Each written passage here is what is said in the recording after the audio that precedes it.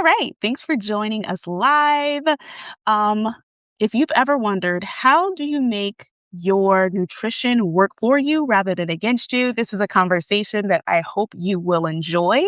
Thank you to everyone that's jumping on here live. Thank you for everyone that's going to watch the recording. If you're brand new to us, you're the EBWH community, and something that we are really passionate about is ensuring that you have the information that you need to make an informed decision regarding your health. And because this month is National Nutrition Month, we wanted to do these weekly conversations where we can kind of break apart some nutrition topics that might be top of mind for people. And one that often comes up for people is like, how do you really make sure that your nutrition works for you? And what we mean by this is, how do you take a concept that people try to overcomplicate and make it so simple, so easy, so effective that it actually works for you? And I wanted to share three specific things that we often, share with our community that can be really helpful for you. And the first big thing here is remembering that nutrition really is a tool, not quote unquote the tool. So often people think that nutrition is very one size fits all. Everyone should eat this way. Everyone should avoid these things. And when you get into these like extremes of like good or bad, morally immoral, it really makes it difficult because that's not necessarily going to be the thing that works for you. And let's give you an example that's tangible. When you look at nutrition as a tool, you can look at these are the types of foods I'm eating. And when I eat these foods, I feel great. These are the type of foods I'm eating. When I eat these foods, I feel awful. Then you can utilize that as a tool to understand, okay, I'm going to include more of this. I'm going to reduce more of that because those are the things that bother me versus having a plan or having a template that just gives you this rule book about what you can have and what you can't have. So that's when we look at nutrition as a tool. We can also sit there and say, okay, how is this nutrition, like how are certain foods I'm consuming supporting my health? Maybe you're eating certain types of food and you feel like I have more energy with these foods. Other types of food, I have less energy. Certain foods I have better digestion, other foods I have less digestion. So once again, it is utilized as a tool, but it's not necessarily the tool because there's other things that can be really supportive of you. For example, thinking about your sleep, thinking about your stress, thinking about your movement. These are other things beside nutrition. And they actually do talk about this when it comes to thinking about nutrition as a whole. It's more than just like the foods that we consume, but it's understanding what can really support my health and how can I make decision from information about what works for me, and then exclude the stuff that isn't helpful. Understand that, hey, maybe you do choose to eat in a certain way like ketogenic or AIP or Whole 30 or whatever it may be. And maybe that works for you for a little bit, but maybe you decide, like, I don't really think that fully works for me. Let me try something different and be totally open to doing intuitive eating and mindful eating. The point is to kind of think about this as experiments. It's not a right or wrong. It's not a good or bad. It's what is really working for me. Let me focus on the things that work for me. Let me, keep a journal if you feel comfortable doing that. Let me track some things if I feel comfortable doing that, like my stool or my digestion or my energy, that my bowel movements, right? So that I can kind of get a bigger picture of what works for me because it's not so simple as being like, I feel great. Because maybe you're a person like me who has autoimmune conditions. So, like, feeling great can be really relative. Like, there's days where I have more energy, there's days where I have more pain, there's days where I'm more exhausted, right? So, those are measurements that I use as a person with autoimmune conditions because it's a little bit easier for me to measure versus like, how do you feel today, Tamisha? That could be a really broad question for me. So that's just the first point I wanted to talk about is remembering that nutrition really is a tool, but don't look at it as the tool and the only tool in your toolbox. So if you do have any questions and you're watching this live, feel free to drop them below. I can see the comments here. The second thing I wanted to make sure we talk about is like, how do we ensure that our own culture isn't erased from our dietary choices? And what I mean by this is like, I come back to in not high school, back it up, elementary, we looked at culture as a way of life for a group of people. So when we think about how do we not erase our culture and our traditions is, did you grow up having, family meals? Did you grow up having TV dinners?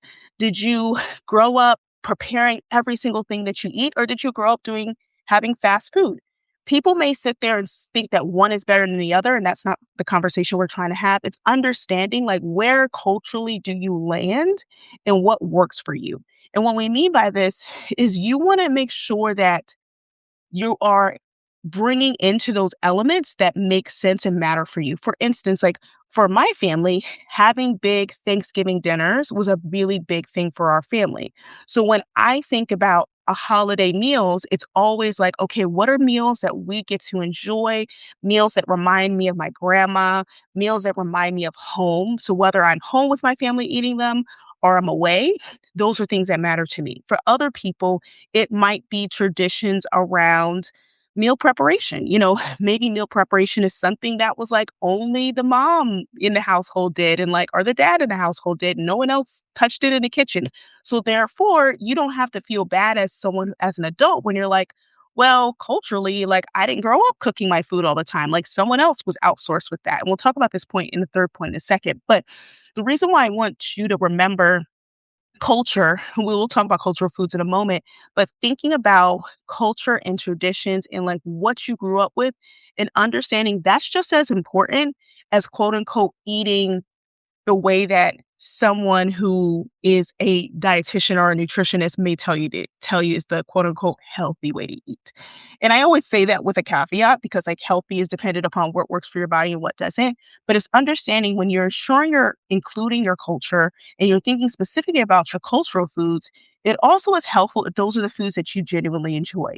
If you enjoy empanadas, if you enjoy plantains, if you enjoy fufu, you want to make sure that those things are still included because if you try to change your diet so drastically and you're like, I'm going to exclude all my foods, the things I grew up with, the thing that grandma cooked, the thing that mama cooked, the things that dad cooked, and not eat any of that anymore, and I'm going to drastically eat different, it's not to sit there and say it's not possible. It's quite possible, but it can be more challenging over the long haul for yourself, but as well as your family, right? Because people forget when you go home, when you have these events, when you're around your family and your culture, and you're now not eating their foods because it's not healthy, it can create new conversations and challenges that people don't always know how to navigate. And at the same time, I do want people to feel comfortable that sometimes we do need to adapt some of our traditions for health reasons other than we're trying to necessarily avoid it because you might actually have legitimate food intolerances, sensitivities, allergies that you've developed as an adult that you didn't have as a kid. So yeah, as a kid you might have eaten the eggs, you might have had the legumes, you might have had all these different things, but as you've grown older, gluten is a big thing for people. So it's like you might have had these things and now you no longer can. And that's okay too, right? It's okay for you to make those choices dietarily about, I'm making these changes, but it's for my health because I no longer can consume these things. But now I found different ways of preparing them, or I found great alternatives. There's great food bloggers. We actually mentioned them this week on our Substack. We talked about like Castaway Kitchen is one of my favorites. She does a lot of great like Cuban American recipes. Heal Me Delicious does a lot of different Trinidadian recipes. If there's any other people that you're thinking about, feel free to drop them in the comments.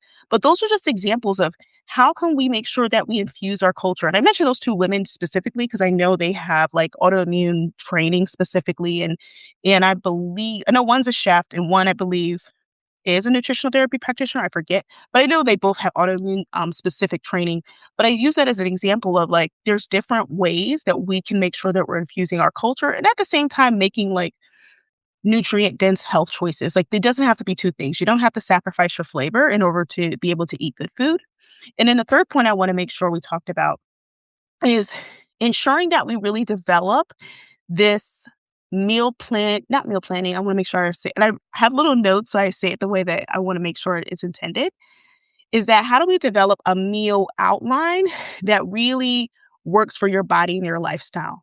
And I wanted to say meal outline because we touched upon this already. Not everybody likes to prep and plan. You might be the person who's like, listen, I don't cook. I don't like cooking. I ain't gonna cook. And there's nothing wrong with that. Like you could be the person that's like, I'm gonna order out all my food or I'm gonna have a personal chef or whatever. I'm doing meal delivery, meal kits, and there's nothing wrong with that. Trader Joe's is like all the rage here in Boston. So like most people go there and get a lot of their food because a lot of the meals are like pre-made and they're just like portioned out. Whatever you like to do. But how do you develop a meal strategy that really does work for you? Whether you're going to be the person who preps and plans, whether you're the person that does the meal delivery kit, whether you're going to outsource your cooking and someone else is going to do it. It's thinking about how am I going to make sure that I am getting fed regularly is really what it comes down to. and making sure that it works for you. You might also do a mix. You might be the person that's like, well, I'm going to prep some of the meals, especially if you're a larger family. You may not want to do meal delivery kits for like a family of 10, you know, but you might, and that might seem extreme to some people, but there's some really large families. I know families of like 5 and more. So you may not do that, but you might have some meal delivery kits or some meal prep kits that are just like little quick things that's, certain members of the family consume, maybe for different allergy reasons or whatever. And then you might have a broader big meal plan that's for like the majority of the family. Whichever route you want to take, it's about thinking what works for your lifestyle. We'll talk about that first. And when we think about your lifestyle, whether you like to cook or not, whether it looks for your budget, whether it looks for practicality, right? You might live someplace where you're buying all your groceries for the entire week. You might live someplace where it's more practical for you to buy the groceries every single day. So if you're doing the opposite of buying them every single day, you may not necessarily want like a whole week's worth of food, because if you have a smaller fridge, if you don't have a lot of refrigeration options, if you don't have a lot of storage options, you may have to like prepare your meals every single day. So that's going to be time and effort that goes into that daily to ensure that you're having that prepared. Or maybe just genuinely just don't like leftovers. I have lots of friends who are that way too. They don't like any leftovers, so they only cook enough for the day. Versus someone who might prepare all their meals for the week. They might freeze some of their meals. They might say, hey, we're going to cook half of this, we're going to freeze half of this. And then in 2 weeks, we're going to rotate the meals. You can do whatever you want to do. Or like I said, you might be a person who prefers to like order all your foods out. If that works for your budget, if that works for your lifestyle, that works, if that's how you prefer to eat, do you, boo? But the point is how do you think about what works for your lifestyle? And then also, lastly, what works for your body? And what I mean by this is literally what makes you energized, what makes you satisfied, what satiates you. That matters too, right? Like if you're consuming things that aren't really enjoyable, it's healthy, but it don't taste good. You're not going to ever feel satisfied. You're not going to feel joyful. You're not going to enjoy those flavors. And you want to do that because the whole process of eating, the whole process of nutrition isn't just making the most nutrient dense choice. It's not just about eating the quote unquote healthiest food. It's also about enjoying the foods that you're eating, consuming things with friends and family that you care for, and enjoying those moments, whether you're prepping the food, whether you're like me, I love eating out, enjoying a good chef cooked meal, whatever it may be. So that's what we have for you today. I hope that they gave you some practical applications to think about how do you make, nutrition work for and against you is number one. Remembering that nutrition is a tool, but it is not the tool. It's not the only thing that you should, quote unquote, should be doing, but it is something that could be really supportive for your health when you're really thinking through like what works for my body, what works for my lifestyle. Number two, ensure that your culture isn't erased in your dietary choices. Yes, there's different things that a dietitian or a nutritionist or a health coach might recommend, and there's nothing wrong with having those recommendations. But you don't have to necessarily erase your flavor or erase the spices or have the bland food for it to be healthy. You can still have flavor and health together. And then the last thing is making sure that you really develop a meal outline that works for your body and lifestyle. Ensure that it's something that is going to satisfy you.